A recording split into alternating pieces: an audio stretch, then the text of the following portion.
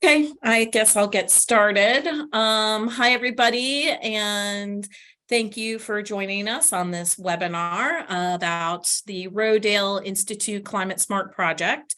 It's the title of our project is Quantifying the Potential to Reduce Greenhouse Gas Emissions and Increase Carbon Sequestration by Growing and Marketing Climate Smart Commodities in the Southern Piedmont. Before we get started, I'm going to do a little bit of housekeeping. Please check that you can hear me. If you cannot hear me, then click the audio settings on your screen and hopefully you'll be able to figure it out that way. Please keep your questions in for the end of the presentation when we're going to do a question and answer session, and use the Q&A button on your screen for your questions. I'm not going to be looking at the chat, especially during the webinar, so you'll just get more. You'll get your questions answered better if you use the Q&A button. If you're having any other problems with the webinar or signing in or anything like that, you can contact Justin Barclay. He's our education manager at 610-683-1442. And the recordings of this presentation will be posted on our website in about a week. And also, please check out future webinars on our website. We always have new ones coming on, so there's always something new to learn about. Okay, I'm going to go over kind of the outline and what I'm going to talk about today. Sorry, this is small, but there's a lot that I'm talking about. So, but as we go through, the wording will get bigger. So we're going to be talking about the partnerships for climate smart commodities. I'm going to describe what these projects are, what this grant is about. I'll then go into our specific project that was granted by the USDA. I'll talk about who our partners are, the project design, questions about the greenhouse gas and carbon sequestration by growing climate smart commodities that we're going to be asking during this research project. We're going to go over the methods for gathering the data for greenhouse gases, soil health, economics, and social barriers to change. We're going to talk about the education and outreach plan that we have, Rodale's Climate Smart web portal, data entry tools using an app called Pocket. I'll go over questions for the greenhouse gas and carbon sequestration for marketing climate smart commodities that we have and that we'll be answering with this project. I'll discuss methods, which is the farm to facts. You'll learn a lot more about farm to facts and what that exactly is shortly as we go through the presentation. And we're going to be doing a consumer marketing campaign. I'll go over the questions for greenhouse gas and carbon sequestration by scaling up that we have and the methods that we're going to be using for doing that. We'll be discussing the farmer incentives and for participation. There are quite a few farmer incentives for participating in the project, the equipment that we're going to provide for those farmers as needed for the project. And then I'm going to discuss the post-project potential. So, what happens after this project is complete and how can this information that we're having go on beyond the life of the project. And then I'm going to see if anybody wants to participate and discuss what you need to do to be what kind of farmer you need to be to participate in the project and how you can get in touch with us. So the Partnerships for Climate Smart Commodities is a new grant. It was a grant that was created by the Biden administration. They recognize that America's farmers and ranchers and forest landowners are on the forefront of climate change. They're really on the front lines. and that they're uniquely positioned to deliver climate solutions by implementing practices that reduce greenhouse gas emissions and sequester carbon. There's just the way we manage our soil and the way we manage our land plays a really big role in how many greenhouse gases we emit and how much carbon that we can sequester in our soil. So farmers have a big impact on that. These partnerships seek to build and expand market opportunities for American commodities produced using climate smart practices through pilot projects, positioning American producers as global leaders in climate smart agricultural production. The Biden administration is trying to get our farming system up into being the global leaders in regenerative agriculture and recognizing that good, healthy agricultural practices are good for the environment. Build wealth that stays in rural communities and support a diverse range of producers and operation types. And meaningfully involve and benefit small and underserved producers. And that's a really big component of the project, is to try to incorporate small and underserved producers who are often scrambling for resources and just don't have the backing to be able to make changes as that are going to be costly. So over 1,000 proposals were submitted for this grant, which was totaling over $20 billion in funds requested from more than 700 entities. And the USDA funded over $3.1 billion worth of the grants. In September of 2022, they announced the funding of approximately $2.8 billion for 70 tentatively selected projects from the first funding pool, over $18 billion in project requests. And these are for projects that were between $5 and $100 million. The Rodale project is one of those 70. We were funded for $25 million. In December of 2022, the USDA announced additional funding of approximately $325 million for 71 projects under the second funding pool, which was over $2 billion in project requests. Those requests were for projects that were $250,000 to $5 million. The selected projects, the USDA expects that the selected projects will provide technical and financial assistance to producers to implement climate smart production practices on a voluntary basis on working lands, pilot innovative and cost-effective methods for quantification, monitoring, reporting, and verification of greenhouse gas benefits, and develop and expand markets and promote the resulting climate smart commodities, providing meaningful benefit to the producers. As well, they want to expand opportunities for small and underserved producers, as I mentioned before. The USDA anticipates that these projects will result in hundreds of expanded markets and revenue streams for producers and commodities across agriculture and forestry, that more than 60,000 farmers will be reached, encompassing more than 25 million acres in working land engaged in climate smart production. Some examples of climate smart production are cover crops, no-till, nutrient and manure management, and pasture and forest management. More than 60 million metric tons of carbon dioxide equivalents will be sequestered over the lives of the project. And this is equivalent to removing 12 million gasoline-powered passenger vehicles from the road in 1 year. Nearly 100 universities, including over 30 minorities serving, are involved in these projects. And over 20 tribes and tribal groups leading and partnering on many projects and representing tribes across a wide geography.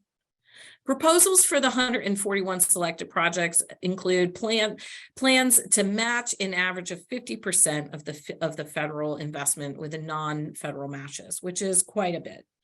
Now I'll talk about the Rodale project. Like I said, we were one of the first funding pool. We got $25 million. We are still in the budget negotiation phase of the project and hoping to get funding soon to really be able to kick off and get this thing started. These are our partners. We have 12 different partner organizations that we're working with.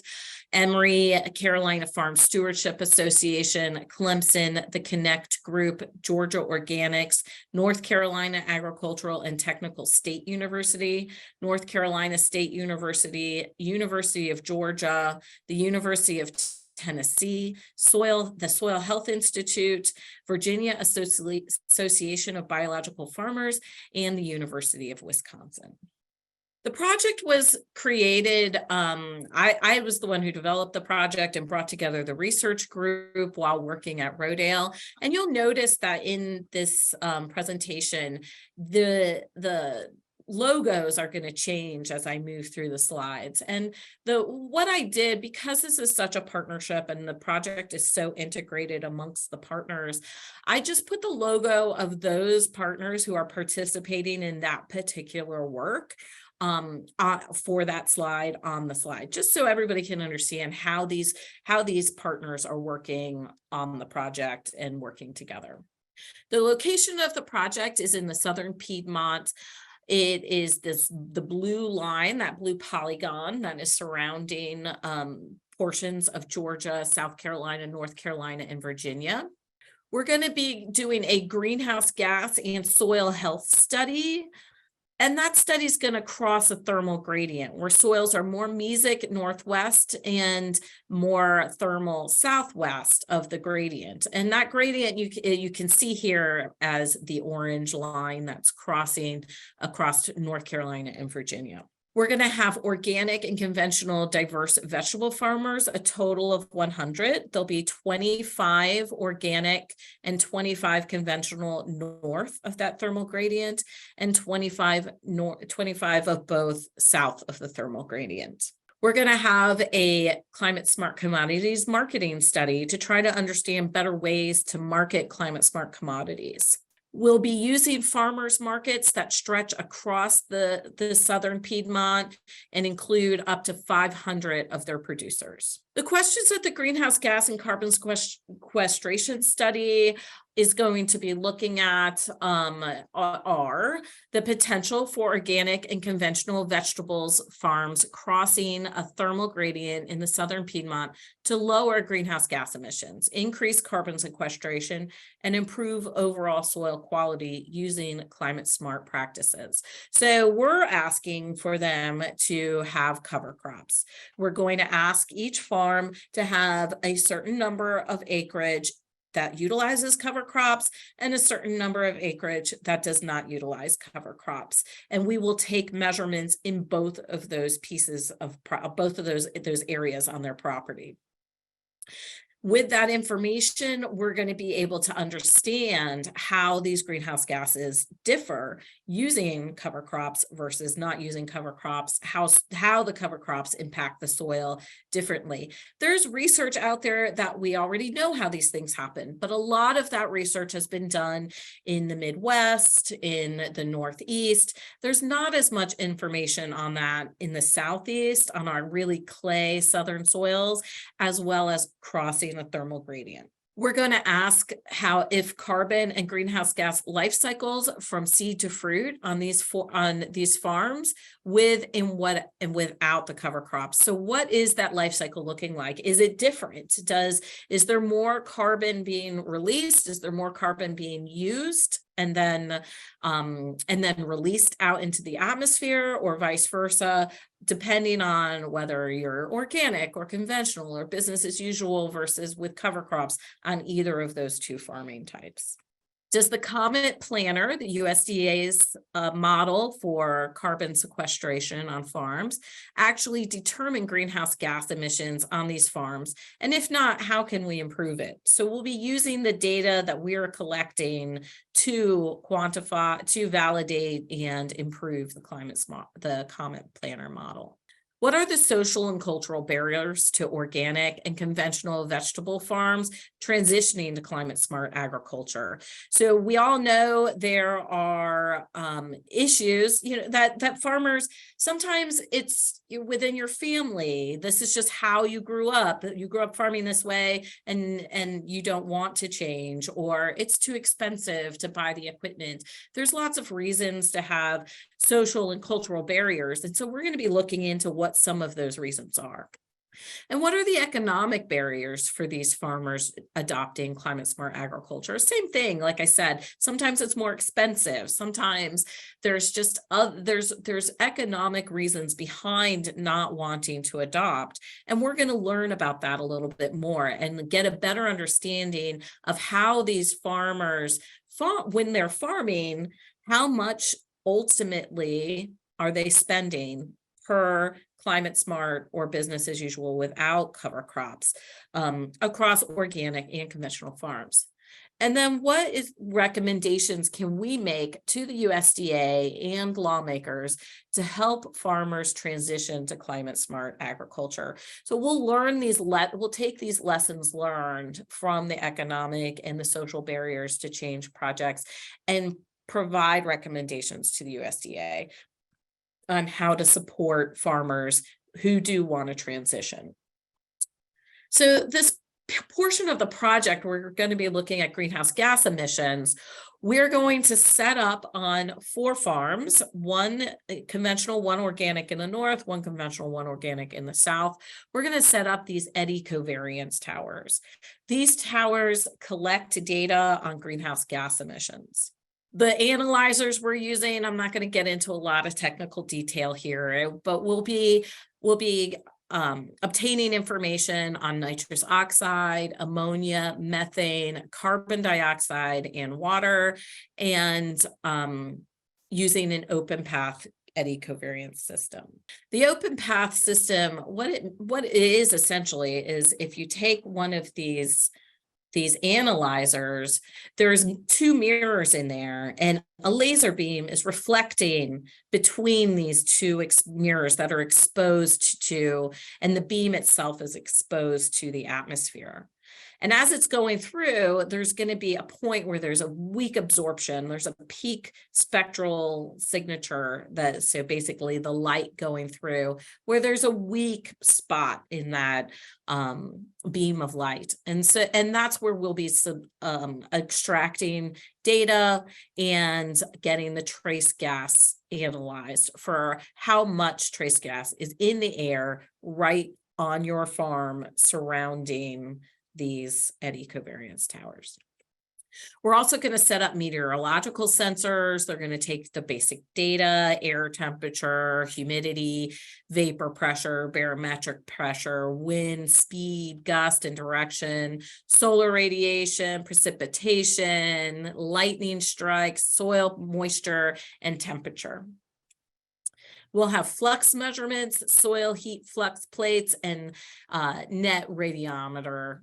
And also all of this information is going to be collected on a data logger using 24 and 12 volt solar panels. So this whole setup is going to be put on 4 farms where we're going to be able to see how much greenhouse gases are being emitted from the soil across the year with cover crops while it's growing. And we're going to be able to see that difference between business as usual and with cover crops to understand what these differences are and how these differences change over time with the continued use of cover crops or without using cover crops, and whether or not we really will see in these southern soils a difference in greenhouse gas emissions, a reduction in greenhouse gas emissions from using cover crops. We're going to be looking at soil health. So once a year, we're going to come out to your farm and take 5 samples per climate smart and without cover crops in the spring, just before cover crop termination. We'll be looking at 0 to 5 centimeters, 5 to 15 centimeters, and 15 to 30 centimeters. We'll look at aggregate stability, respiration, do a complete nutrient panel, pH, bulk density, total soil carbon, and texture. The reason we're taking the 0 to 5 centimeters is because there's people who rightfully don't believe we're going to be able to see much of a difference in carbon sequestration, because a lot of times people take 0 to 15 centimeter soil samples and you just don't see that much in a 5-year period, which is the length of our project, in differences in carbon sequestration. So there is some data out there that says maybe we'll be able to see that in the 0 to 5 centimeter range. So we're going to look at that and see if we can see that, and what we do see that's different in the 0 to 5 centimeter range versus if we were to compile the 0 to 15 centimeter, and whether that is a useful way to take your soil samples compared to just the 0 to 15.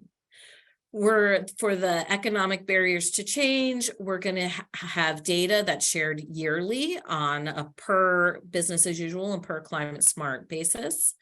We're going to ask for outputs on crop yields and prices that the crops sold for. The inputs we'll be asking for are the amount and price of seed, passes of machinery, fertilizers, chemicals, etc. Costs, amount, frequency, labor hours, just your basics on how much did it cost to run your production for the year. We're going to gather social demographic data, so details about your age, your years farming, etc. Just information that'll help us understand the economic data a little bit better. We'll also find out your farm acreage and the number of acres you have under and what type of climate smart agriculture you have, because perhaps you may be growing in these certain acreage for our project, but you may be growing using different techniques that are climate smart techniques on other portions of your property. You maybe over time, as you're learning more about the property, about the project, and learning more and gaining more information, you may decide to start experimenting on different areas of your property. So we want to understand how that is changing from when we start working with you till the end of the project across other portions of your property, not just the pieces that you are working with us on. We're going to look at social barriers to change. We'll have yearly focus groups. We'll have 2 separate focus groups yearly, with 15 organic farmers in one and 15 conventional farmers in another. Hopefully they will be in person.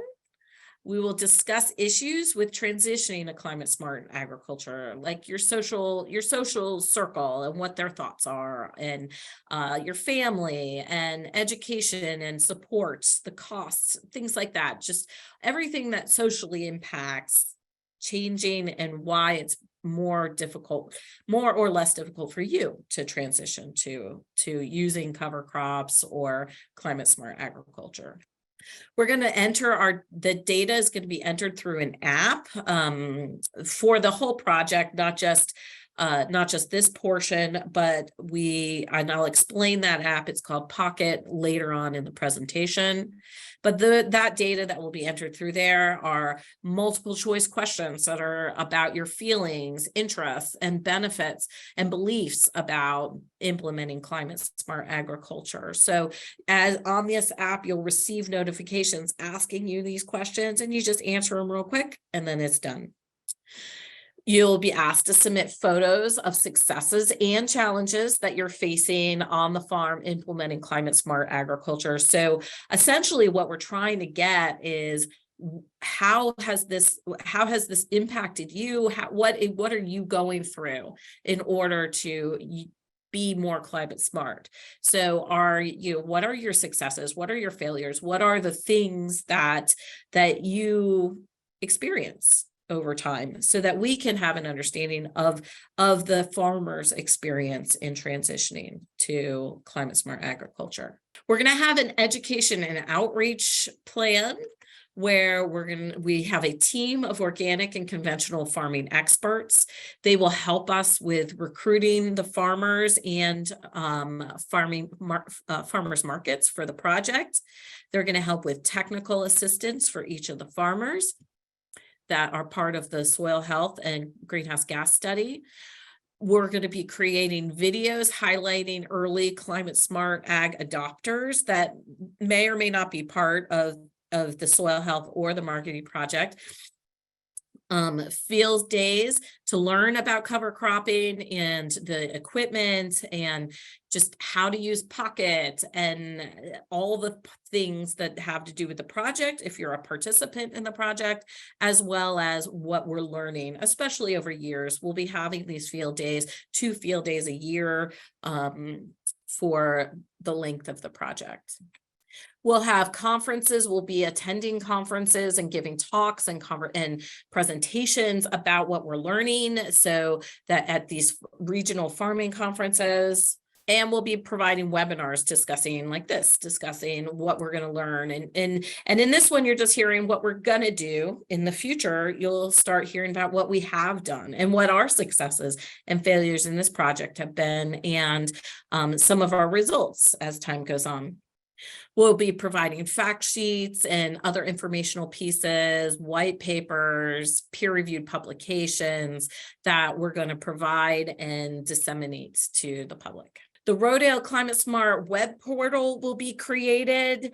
That's going to be a one-stop shop to the news, data, information, and resources discovered through this project.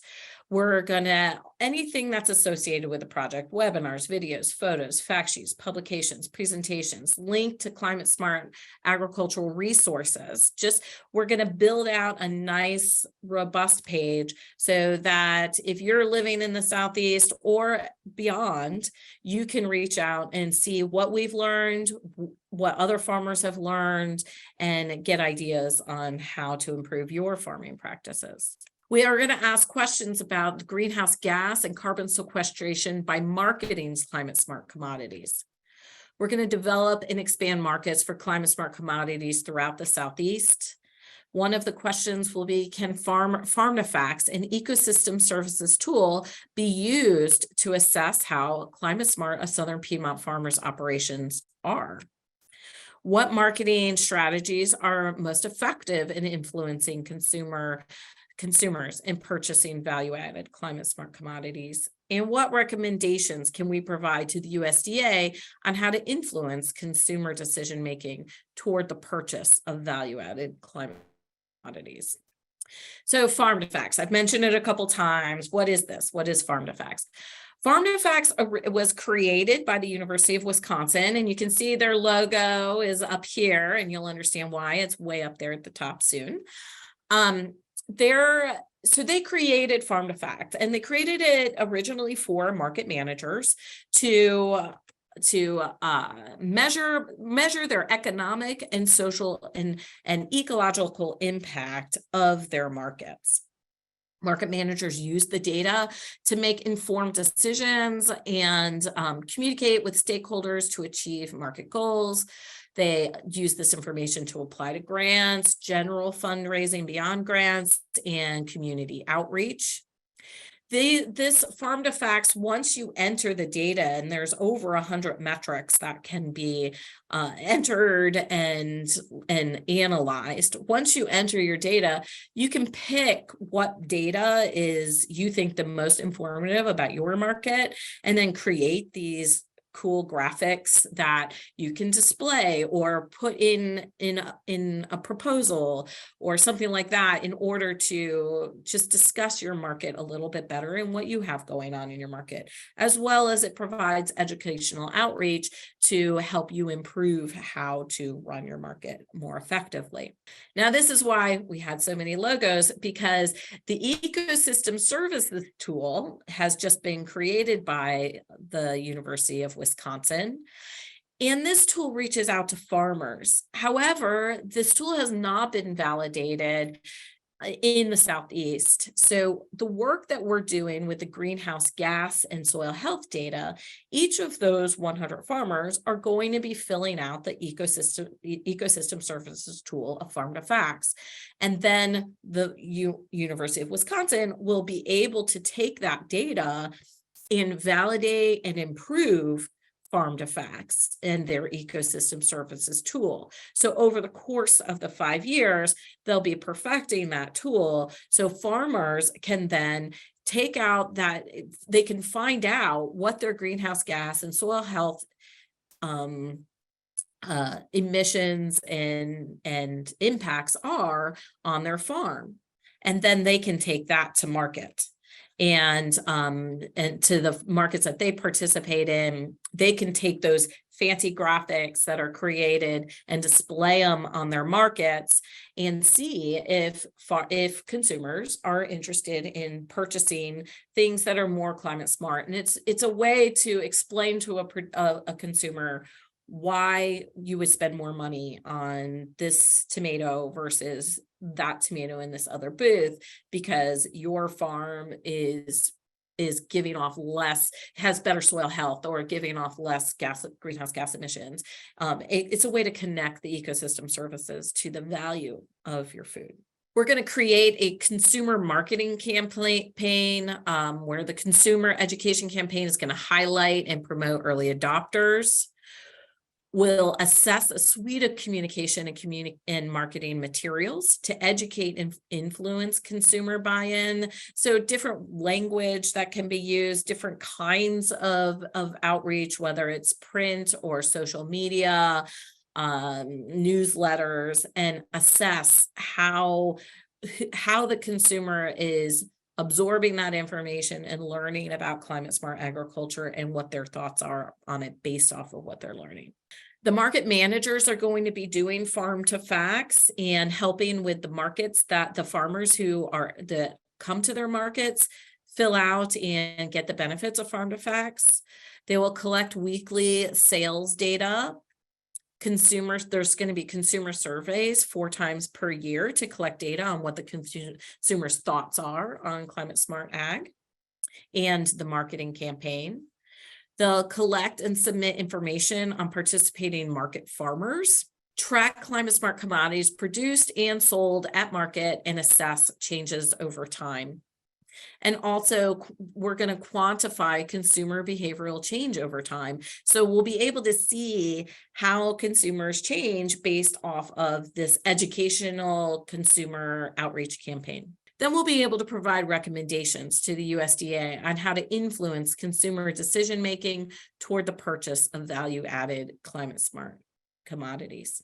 We're going to scale up, and some questions we're going to ask about that are, what are the potential impacts of greenhouse gas emissions? Should all farmers within the Southern Piedmont adopt cover crops on their farms? So we're asking 100 farmers. There's lots of other farmers that are using cover crops way beyond the 100 farmers we'll be working with.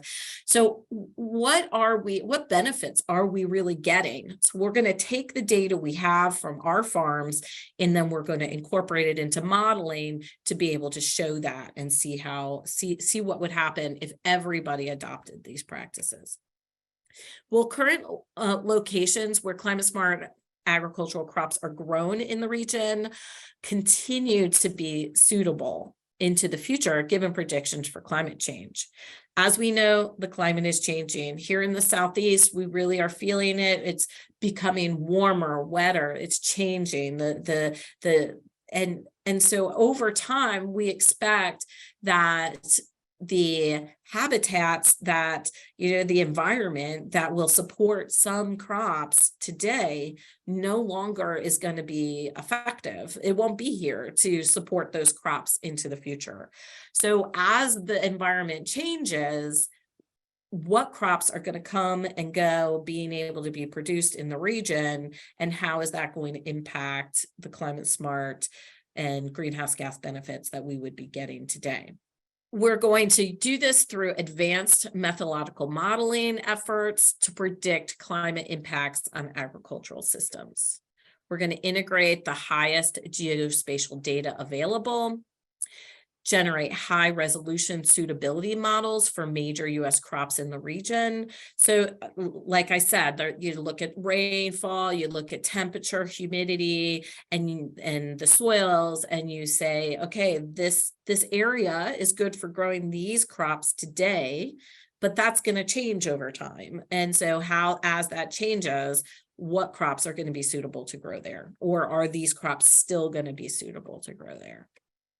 Assess the impact changing regional climates will have on growing crops over time. We're going to be using this tool called Pocket to enter data. So if you are a participating farmer, you're going to be have it on your phone where you're going to be able to request technical assistance. You're going to be able to enter data and your pictures, your videos via this app. You're going to interact with the Climate Smart team, again, technical assistance, or with the researchers that are dealing with the data that you're entering right now. And you'll be able to, it'll provide verification of completed tasks for the incentives. So as you do things, you put your cover crops in, you take a picture, you send that picture, and that verifies you planted your cover crops. And so then that will trigger us to pay you your incentives for doing that. And there's lots of things you'll be getting incentives for. And so each piece there will be a way to show that you did that in this app, and then that'll trigger payment for those incentives. Data verification, that you will be able to, as I said, discuss things with your researcher and your technical assistant in real time or via text or email. And the technical, you can discuss and arrange for technical assistance if the assistant needs to come to your house. If your consultant needs to come, they can come to your farm and help you on the farm. If they can just handle it through a text message, great. If it takes a phone call, fine. But that's how you will reach out to get your technical assistance. The researchers can accept and reject data and then provide real-time feedback. So if as you're entering data, you're not doing it correctly for some reason, they can tell you right then, hey, that wasn't entered correctly. Maybe your units are off, something like that, and provide assistance with how to enter the data correctly. That helps you learn how to do it over time, and also helps on the back end when the researchers are trying to clean the data and make it and bring all this data in and analyze it. And then the Climate Smart team will have an interactive dashboard where we'll be able to download the information for what incentives, what things have you completed that you are owed incentives for, and then they can pay you in those incentives. The Climate Smart team will be able to view the contributions of farmers and download the data that you're entering through this dashboard. And also it's going to help us identify farmers in need of assistance. So if you're not entering your data, it'll flag that. We'll be able to see that, and it'll get flagged early enough for us to be able to say, hey, you haven't been doing this. Is there something we can do to help you with that? What is it that you need that we can support you with in order to help you continue on and participate in the project? As I said, there are going to be a lot of incentives. We have over $6 million in non-cash and cash incentives. Some of the incentives are things like free technical assistance for the Climate Smart portions of your farm. We're going to provide farm-related, project-related equipment. We're going to provide vegetable seed for up to 10 acres, cover crop seed for up to 5 acres, reimbursement on inputs for up to 5 acres. The cash incentives, we're going to provide per acre yearly cash incentives every year that you're doing the project. If you're doing the economic analysis, the comment planner that we're asking you to fill out, the farm to facts you fill out, the barriers to change study, all of that, each item comes with a cash incentive. And then as a part of the marketing study, filling out farm to facts, each of those farmers and the market managers get paid for filling out that app. And then and also the non-cash side of that is they'll get an account for that, and that's covered by the University of Wisconsin. So the cash incentives are over $200,000 for the marketing strategy, and you will get incentives again for the market managers will get some, and participating market farmers for filling out farm to facts.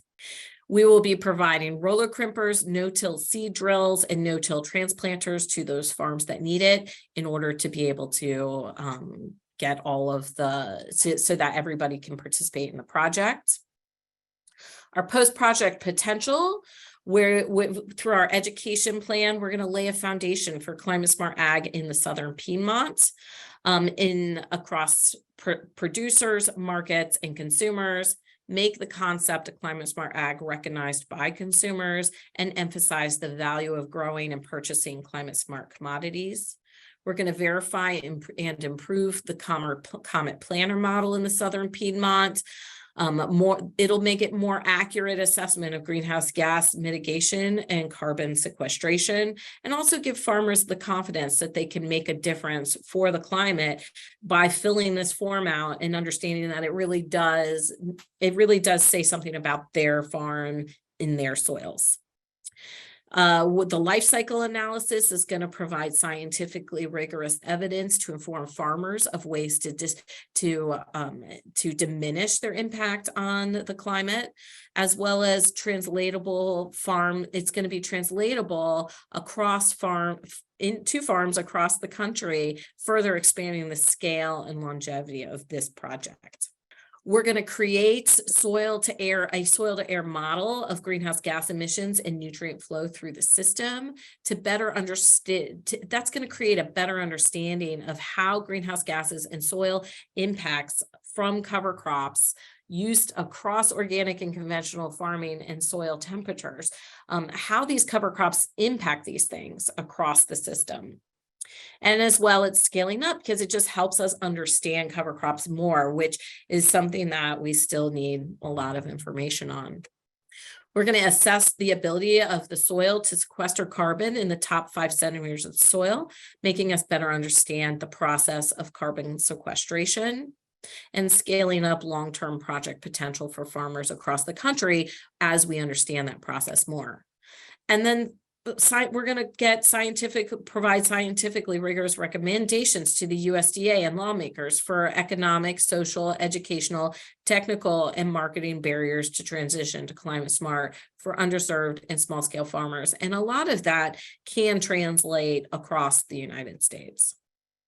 We're going to provide scientifically rigorous approaches to integrating farmers markets, and consumers, enhancing consumer willingness to pay climate smart commodities, which will scale up across the country. We'll refine and validate farm to facts, and that easy to use and expensive tool for farmers and markets to market value-added climate smart commodities. And it can be used by farmers and farmer markets across the US, again, scaling up for the long-term project potential. And we're going to create a modeling tool demonstrating the potential of impacts using cover crops on greenhouse gas emissions. And also one of the kind of side but really important post-project potentials is we're going to create a farming community in the Southeast that's ready to meet the challenge of climate smart agriculture and primed to work with and answer questions for future cutting edge farming research. So we will have a team of farmers and producers and farmers markets that will be ready to answer questions as we need them. So I'm at the end, and if you are interested in being a participating farm for the Climate Smart Project, I ask you some questions. Are you interested in learning more about climate smart farming and marketing climate smart value-added commodities? Is your farm or farmer's market in the Southern Piedmont? Are you a diverse vegetable farmer? Do you have 2 to 10 acres that you can contribute to the research for 5 years and get paid to do it? The incentives are very good. Are you an underserved farmer or a farmer's market that serves predominantly underserved communities? If you are any of these things, then let us know. You are welcome to email me and we can start as the budget negotiations happen and our project starts rolling out. Will be in touch with you about potentially being a farmer in our project and participating. All right, we have 13 minutes and I will go to the question and answer session.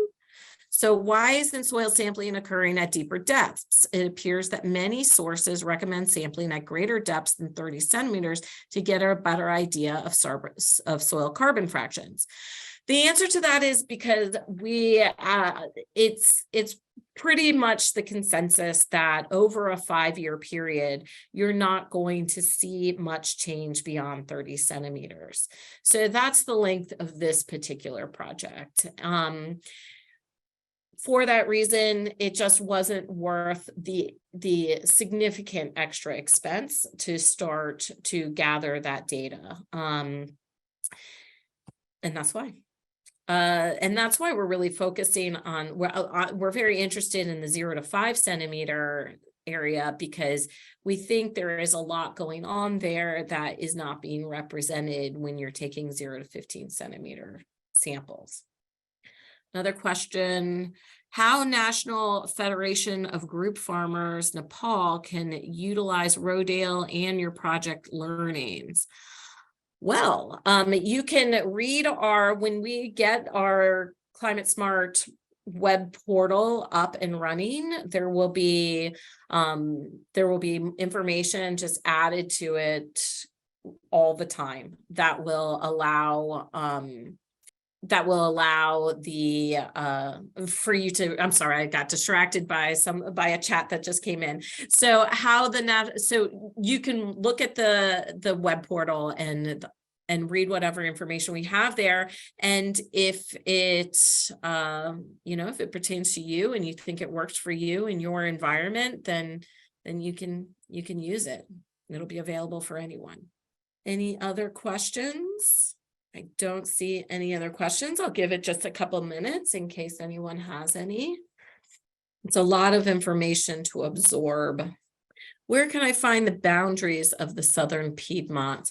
So you can look online, but I can also bring you back to the slide that shows the boundaries. So this blue line is marking the boundary of the Southern Piedmont. And if you aren't a farmer in the Southern Piedmont, then please feel free to share this information or the webinar with anyone who you may know that is in the Southern Piedmont and may be interested in taking part in the project. Any other questions?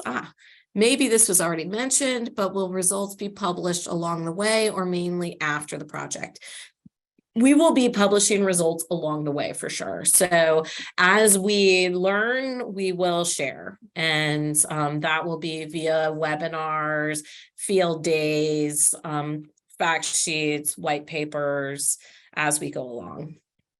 And something that's interesting about this project is it's large and expands across a large region. And so we're gathering a lot of citizen science data. And I think we're going to learn a lot about how we can use technology, so these apps, to understand how to gather this citizen science data and get really useful information. And I think it's going to be a good example for future projects into the future. How many farmers are already participated in the project? So far, we have no farmers. The project hasn't even started. We found out about the funding in September, and we're still going through the budget negotiation phase with the USDA. And as we go through that, I'm hoping that the funding will come in soon and we'll be able to start soon. And this year, we're going to begin with onboarding farmers and getting it started. See, any other questions? We have 8 minutes. Any satellite imagery being used to back up or support your field data? No, we will not be using satellite data for this project. You're welcome. Why exactly this area? Because I'm a researcher here in the Southeast, and so my colleagues, as well as all of my colleagues, and the Southern Piedmont tends to have small farms and small vegetable farms, and it's often there isn't a lot of data about what's happening in our soil type. as well as the benefits of having this thermal gradient to where we can look across it and see how things are different, how things are different in terms of greenhouse gas and soil health and marketing across this thermal gradient. So I see in the chat a comment that this person works for a farmer's market in Albuquerque, New Mexico, and may have some farmers potentially interested in getting involved. We are doing this specifically in the Southeast. However, we do have, Rodale has consultants that work in your area, and if you have farmers who are interested in performing climate smart activities on their farm and they want to learn more about it and how to do it, they can reach out to our consulting team and they'd be happy to help. Why is Alabama not included in the area of studies? Well, because Alabama doesn't have the dots on this map represent all of the organic farms in the region, and they're, at least as of 2021, and there just really aren't that many farms in Alabama. And that's really, there aren't that many organic farms in Alabama is mainly the reason. And then also we're going to have 2 at ecovariance towers up north and 2 in the south, and there's only so much distance that farms can be from those towers, that so the potential of being able to reach all the way down to Alabama is quite slim. But that doesn't mean that there can't be farmers markets that are utilized in Alabama for sure. Anyone within the Piedmont. So if you're a farmers market and interested in participating in the project, and you're in Alabama and in the Southern Piedmont, and the farmers that vend at your market are in the Southern Piedmont, then they're welcome too. Any other questions? We have 3 more minutes.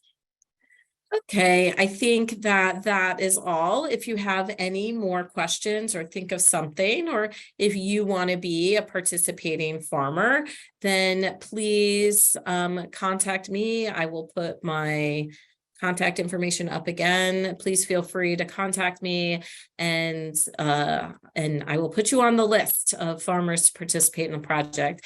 Thank you very much for joining this webinar, and please look to our website for more webinars into the future. Bye.